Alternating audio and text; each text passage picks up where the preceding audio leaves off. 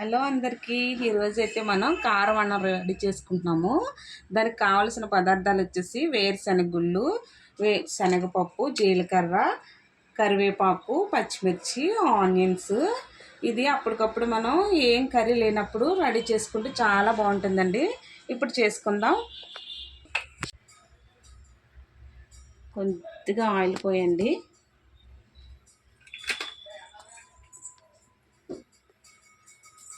వేడెక్కాక తర్వాత వేరుశనగ గుళ్ళు వేసుకోండి.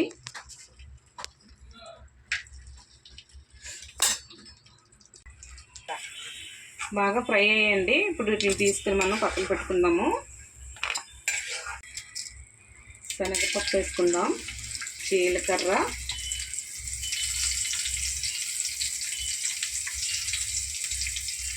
పచ్చిమిర్చి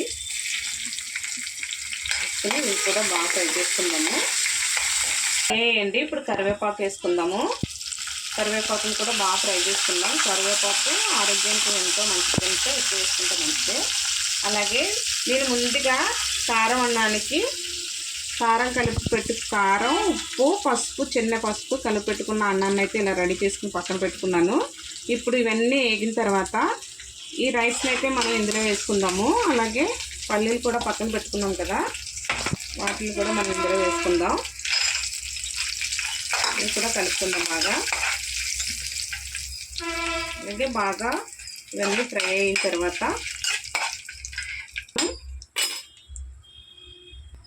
ఇప్పుడైతే బాగా ఫ్రై అయింది రైస్. ఇప్పుడు మనం కలిపి పెట్టుకున్న ఉప్పు, కారం, పసుపు కలిపి పెట్టుకున్న అన్నాన్ని అయితే వేసుకుందాము.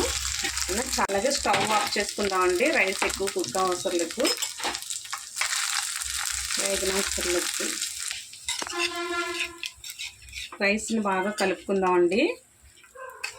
అలాగే పచ్చి ఉల్లిపాయ ముక్కలు కోసి పెట్టుకున్నాను కదా, వాటిని ఇందులో వేసుకుందాము. కొంతమందికి నచ్చిన వాళ్ళకి వేసుకుందాం, బాగుంటాయి అలా వేసుకుంటే. అలాగే నిమ్మరసం కూడా కలుపుకుందామండి. చిన్న నిమ్మరసం కూడా ఒక చెక్క నిమ్మరసాన్ని కూడా కలుపుకుందాం. చాలా టేస్టీ అంటే టేస్టీగా ఉంటుంది. మీకు నా వంటకం నచ్చినట్లయితే లైక్ చేయండి, షేర్ చేయండి, సబ్స్క్రైబ్ చేసుకోండి.